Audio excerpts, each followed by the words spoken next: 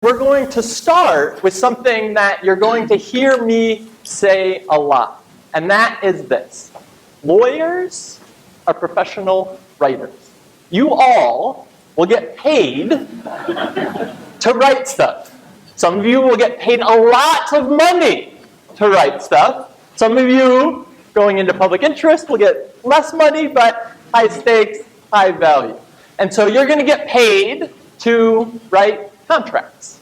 You're going to get paid to write motions. Your first couple of years, you're going to get paid mostly to write memos, but you're getting paid to write, to put words together. So if we understand being a lawyer as being a professional writer, we can understand something really, really important, which is if we can make you a better writer, we're automatically going to make you better lawyers. And one way to think about this is just to think about something else.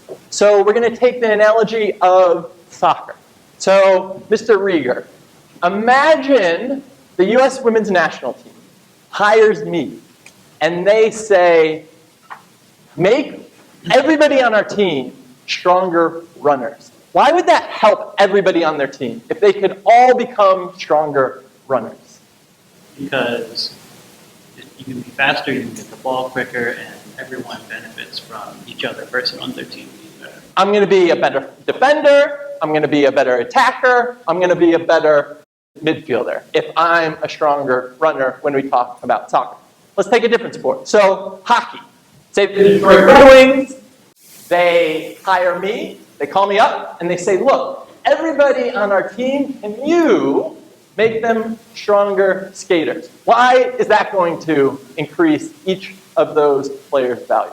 It's the same thing. Every position needs to be good at skating, and everyone benefits from that. Now, that's not the only thing they need to be good at. They need some other skills, but you cannot play hockey if you can't skate. Just like you can't be a lawyer if you can't write. And so if we think about the context of a law school, if I can make you stronger writers, I'm going to make you stronger lawyers.